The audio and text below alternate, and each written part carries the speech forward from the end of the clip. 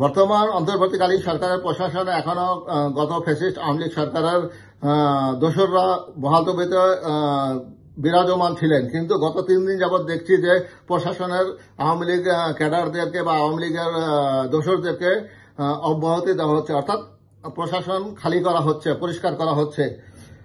তারই ধারাবাহিকতায় আজ আরেকটি খবর এসেছে, রাতের ভোটের এসপিদেরকেও ওএসডি করা হবে, অর্থাৎ 2018-24 সালের যে রাতের ভোট হয়েছিল সেই সময় যেসব এসপিরা ছিলেন তাদেরকেও ওএসডি করা হবে।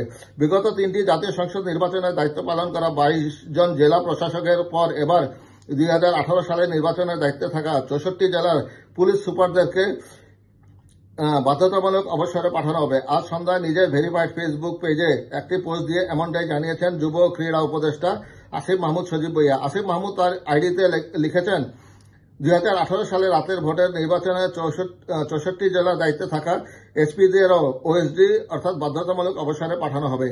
এর আগে 2018 সালে অনুষ্ঠিত বিতর্কিত নির্বাচনে রিটার্নিং কর্মকর্তা ও জেলা প্রশাসকের দায়িত্ব পালন করা 33 জন কর্মকর্তাকে গত বুধবার জনপ্রশাসন মন্ত্রণালয়ের বিশেষ ভারপ্রাপ্ত কর্মকর্তা অর্থাৎ ওএসডি করেছে সরকার, যারা বিভিন্ন মন্ত্রণালয়, বিভাগ ও দপ্তরে কর্মরত যুগ্ম সচিব ও সমপর্যায়ের পদে কর্মরত ছিলেন। এছাড়াও 2014, 18, 24 সালে অনুষ্ঠিত নির্বাচনের দায়িত্বে থাকা সাবেক জেলা প্রশাসকদের মধ্যে 22 জন ডিসিকে বৃহস্পতিবার বাধ্যতামূলক অবসরে পাঠানো হয়েছে।